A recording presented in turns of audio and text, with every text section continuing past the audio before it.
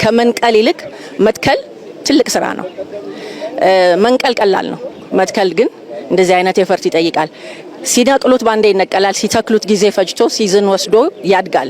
አድጎ ሲያዩት ግን የማይነቀል አሻራ ይሆናል እና ያንን እድል ስላገኘው ደግሞ በዚህም ሲምቦሊዝም ውስጥ ስላለን ሁላችንም በጣም ደስ ብሎኛል። እንግዲህ ለኢትዮጵያ ይሄ ትልቅ ለመጪው ትውልድ እንግዲህ አየር መዛባትን የመቆጣጠር በብዙ ነገር አገሪቷን ለምታ አረንጓዴ ሆና ብዙ የበረሃነትን ለመቆጣጠር ያያደረገች ያለችው ጥረት ከሚጠበቀው በላይ ነው። ትልቅ አስተዋጽኦ አለ ብዬ ነው ማስበው። ኢትዮጵያ የአባቶቻችን ሌጋሲ ናት።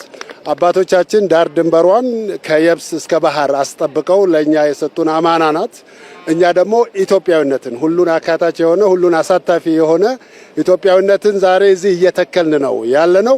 አረንጓዴው አሻራው እጅግ በጣም ለአገሪቷን በጣም ተስፋ አለው። ለአየር ንብረቱም በጣም ከፍተኛ ለውጥ ነው የሚኖረው። በዓለም ደረጃ ዳሱ የተደነቀ ስለሆነ እኛም በጣም እየኮራንበት ነው ያለነው።